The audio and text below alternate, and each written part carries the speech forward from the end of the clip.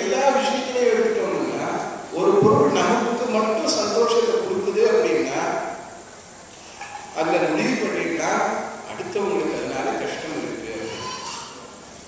ஆக வாழ்க்கையில சந்தோஷம் முக்கியம்.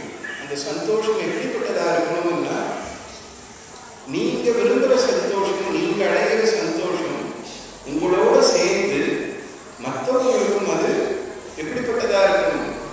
சந்தோஷமாக. அதுக்கு பேர் தான் புண்ணியம், அதுக்கு பேர் தான் தர்மம், அதுக்கு பேர் தான் நிறைய பலன்களை கொடுக்குற கர்மா இப்படிலாம் சொல்லுவோம். ஆக மனுஷனுக்கு வாழ்க்கையில சந்தோஷம் எவ்வளவு முக்கியமோ அதோடு சேர்த்து ஆனந்தம் ரொம்ப முக்கியம். ஆக உங்களுக்காக மட்டும் வாழாம, உங்களுக்கு கிடைத்திருக்கிற சந்தோஷத்தை மட்டும் பார்க்காம எல்லாரும் சந்தோஷமா இருக்கணும்னு நினைக்கிறேன்.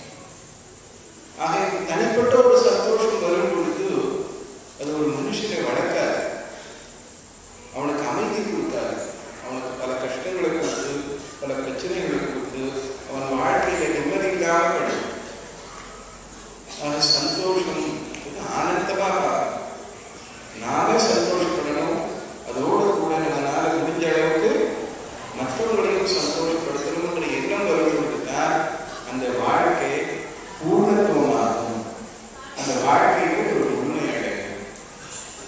அந்த வகையில இந்த நல்ல நாளில் ஒவ்வொருத்தரும் மனசுல ஒரு உறுதி எடுக்கணும். நான் வாழ்க்கையில சந்தோஷமா இருப்பேன். எப்படிப்பட்ட சந்தோஷமா? எப்படிப்பட்ட சந்தோஷமா? மற்றவங்களையும் சந்தோஷப்படுகிற சந்தோஷத்தோடு நான் வாழ்வேன். அது எந்த விஷயத்துல இருந்தாலும் சரி, உங்களுக்கு என்ன நல்லது கிடைக்கிறதோ அந்த நல்லதை இல்லாதவங்களோட முடிஞ்ச அளவுக்கு அதை பகிர்ந்து கொடுத்து கொஞ்சமா கொடுக்கும் பொழுது அந்த வாழ்க்கை ஆனந்தத்தை தரும், அமைதி. அப்படிப்பட்ட வாழ்க்கை தான் தெய்வீகமான வாழ்க்கை. அப்படிப்பட்ட வாழ்க்கையை வாழணுன்றதுக்காக தான் ஒரு மனுஷனுக்கு பக்தி, இந்த நல்ல எண்ணங்கள்லாம். அதே மாதிரி வரப்போற மே மாசம் 8ஆம் தேதி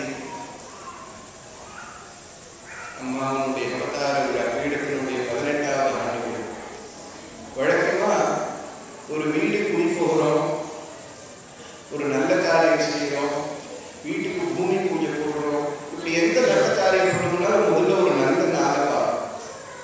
அந்த நாளில் தான் அந்த காரியங்களை செய்வோம். காரணம் அந்த நல்ல நேரத்தில் அந்த காரியத்தை ஆரம்பிக்கும் பொழுது எல்லாமே நல்ல நடக்கும்ன்றதுக்காக நல்ல நேரத்தை பார்த்து அதை ஆரம்பிக்கும். அந்த வகையில இந்த கோடானி கோடி வருஷமா இந்த உலகம் இருக்கு. யாராவது இந்த உலகத்துக்கு வயசு சொல்ல முடியுமா? எத்தனையோ கோடி வருஷங்களா இருக்கு. அப்படிப்பட்ட கோடி வருஷங்களில் 1992ஆம் வருஷம் மே 8ஆம் தேதி தான் ஒரு மங்களமான நாள். என்ன நாள்? அம்மா இந்த பூமிக்கு வந்த நாள்.